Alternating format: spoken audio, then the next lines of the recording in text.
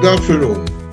Today I'll present to you this policy brief entitled Securing the Integrity of the 2022 Philippine Elections under the New Normal, Best Practices for the 2020 US, French, South Korean, and Indonesian elections.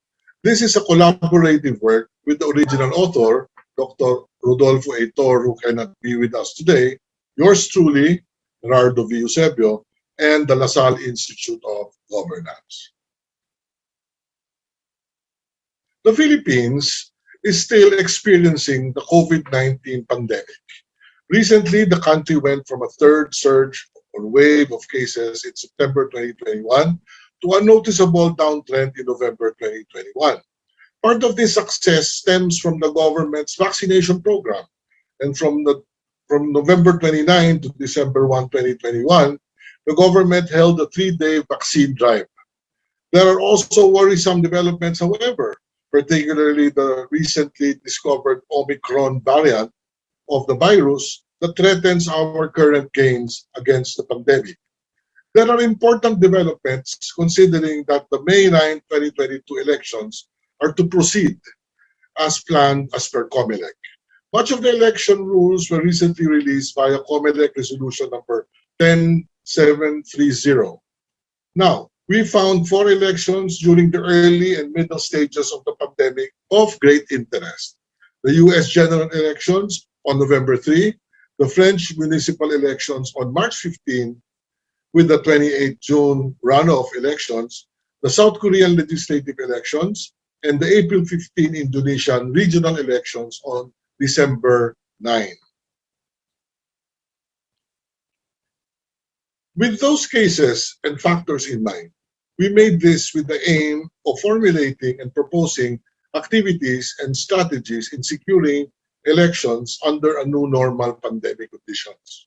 Here we see the disease and the pandemic as a political security threat, not only due to its direct effects on the lives of the Filipino people, but also due to the consequent government interventions it has and would deploy ostensibly in the name of personal and health security. In aid of this endeavor, we made a comparative analysis of US, French, South Korean, and Indonesian elections in 2020 to gather their best practices and cautionary tales. We now proceed in discussing the trends that came across those 4 foreign elections. The first noticeable and perhaps obvious trend is the imposition and emphasis on minimum health safety protocols.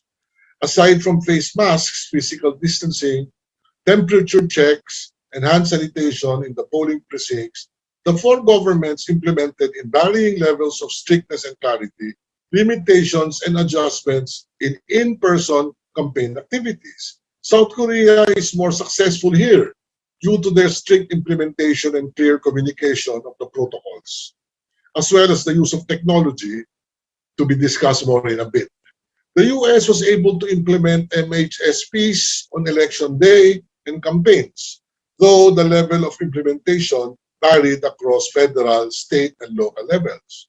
American campaigns were limited and modified due to the pandemic, including the use of open-air locations for Trump and drive-in rallies for Biden. France, meanwhile, only implemented hand sanitation and physical distancing in the first round of elections, and only implemented the full set of protocols, especially face masks, in the runoffs second round as cases increased as the months passed.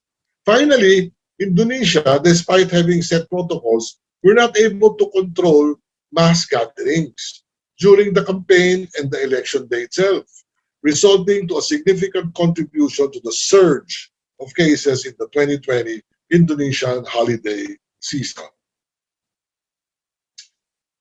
The second trend found by the study is the extensive use of social media and the internet in the elections, especially in the campaigns. South Korea prohibited in-person campaigns, resulting in full online campaigns, with some even using virtual reality techs. This is assisted by a technologically competent bureaucracy and massive communications tech advantage. Social media campaigning in the US were slightly limited. as though social media and broadcast communications and broadcast campaigns rather did intensify, there were still limited in-person campaigns happening. On the flip side, a third trend seen among these elections were darker and more insidious insidious uses of the internet. In the US, this dark side comes in the form of widespread misinformation, which stemmed from the 2016 elections and bled into both the pandemic and the elections. Meanwhile, Indonesia has reports of cyber attacks and hacking against news websites critical of the Indonesian government. There were other issues that were raised during these elections. In Indonesia, there were reports of vote buying by incumbents through the government-funded COVID relief funds, either by misusing the funds or by claiming the relief was coming from them personally rather than from the government. In US and France, there was a lack of electoral schedule contingencies. That is to say, there is a little way for them to adjust their schedules in view of the pandemic. The US mitigated this by their alternate voting arrangements, such as postal voting.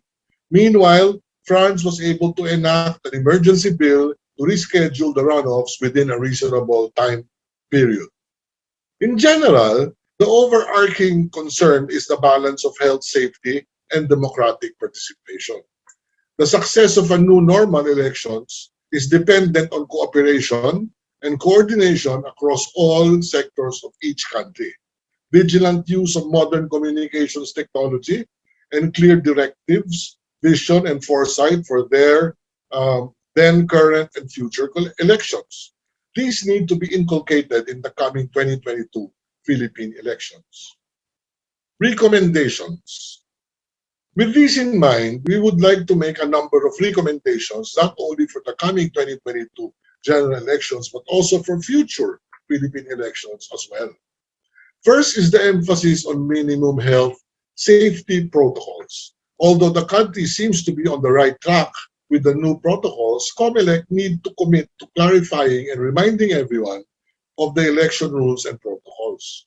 We would also like to recommend stricter limitations and particularized prohibitions on in-person campaigning. Particularly, we would like to see limitations in campaigning for local positions to be based on the quarantine alert level of the area as defined by the national government, while in-person campaigns for national candidates should be more strictly limited, if not outright banned, so that cross-territorial infections could be avoided. Another recommendation we would like to make is the collective vigilance against misinformation and abuse of power.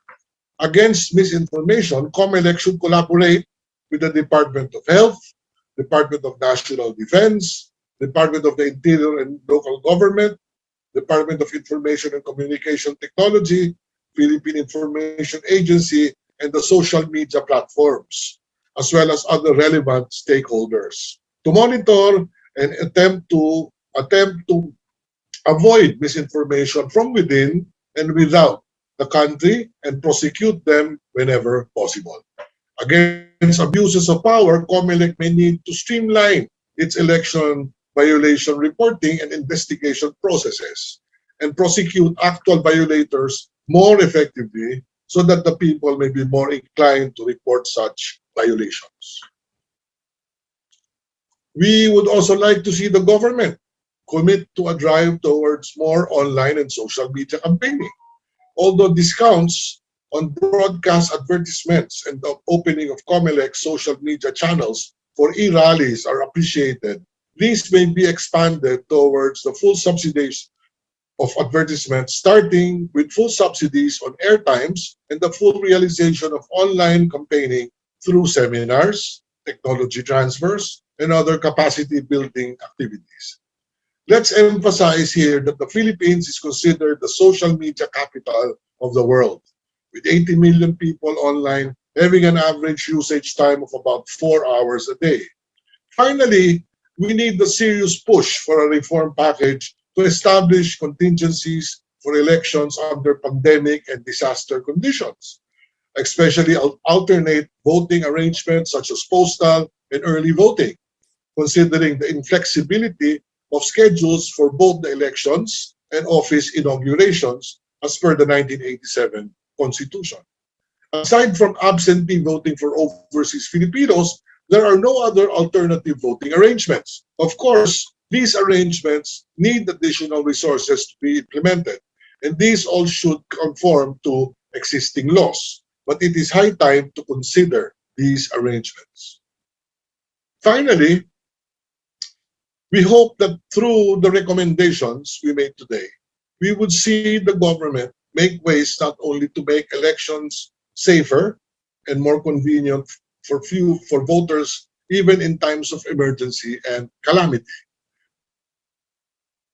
but also to ensure the democratic franchise of the Filipino people is safeguarded from disuse, misuse, and abuse. We simply hope for truly honest, open, and peaceful elections, not only for this coming year, but for all the election seasons to come.